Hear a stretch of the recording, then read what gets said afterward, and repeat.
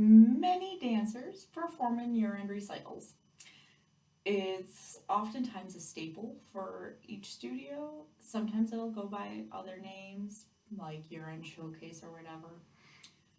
But I encourage you to experience one for yourself. And that can be either performing in one, but also taking the time to watch one. So if your studio has multiple shows and you're allowed to watch as an audience member, I strongly encourage that because, especially if it's within your own studio, you can learn from other dancers with similar training. If you have an opportunity to see another studio's recital, I encourage that as well because you learn from each other and it gives a different idea of the many possibilities. Recitals are all held very differently.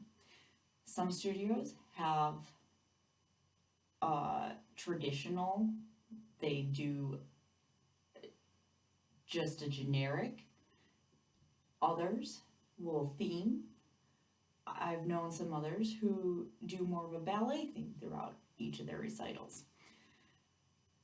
In our past, I've always themed every recital we have. So each one has an overall story and gist to it.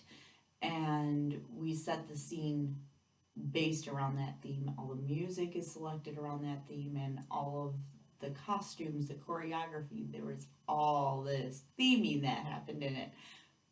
But that's not to say that's the only way to do it. I wanted our dancers to be able to dance with a purpose and learn how to tell stories differently based on what each theme presented. So I encourage you, check out some recitals. There are schools that even hold recitals of sorts of different dance type things. So I encourage you to check some of those out.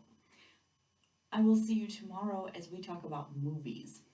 I will see you then.